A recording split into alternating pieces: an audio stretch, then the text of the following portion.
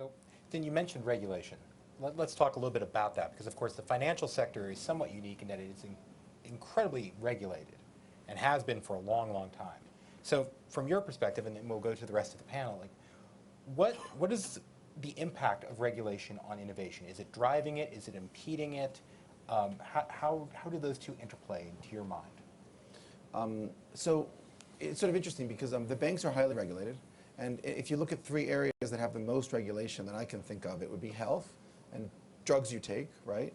Finance and all the, from the know your customer to money laundering to people taken advantage of by sort of non-transparent practices. And then maybe like, nuclear weapons, guns, like weapons, right? And if you think about it, like there's not a lot of innovation in any of those three areas and a lot less than we'd want, right? So I think regulation can act as an impediment to innovation. So for banks, for sure, they're restrained in what they can do.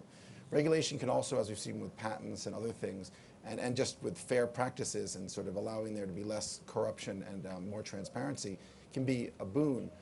I tend to think that in the case of finance, on the margin, regulation, the fact that the new startups are less regulated is probably a really good thing for innovation. And as they grow and build things, and they get more important, they will start being more regulated. And that's probably inevitable and in many cases a good thing too.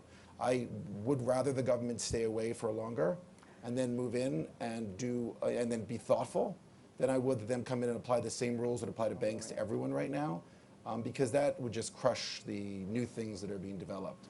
And in terms of internationally, when you go internationally, you see how terrifying no regulation is. When you see the way you're collecting data on payday loans in Russia, like it's terrifying the amount of information and the extent to which there's no privacy of any sort. And, you press a button on your phone and they get all these permissions and they track you forever. I think one of the things about regulation that is the most scary in the U.S. is like, I think that it's responding to like stories of one individual who was taken advantage of, or it's responding to stories of these bad banks or these bad financial institutions that sound bad. And I think people need to think more thoughtfully about people in very different situations than themselves. And Ariane spoke about it well. There's just people who, if you take away credit and credit cards and availability and banking and access to financial systems from 40 or 50% of the country, you are taking away from them something that could be as close to me as a right. There's a real need and a right, and if you don't have it, you can't develop. And in as far as this is a way to just enforce income inequality, I can't think of a better way of keeping people down than not allowing people to serve them and compete for them, their financial transactions. And there may be times in which that's unfair and badly done, but there'll be a lot of times in which it's necessary.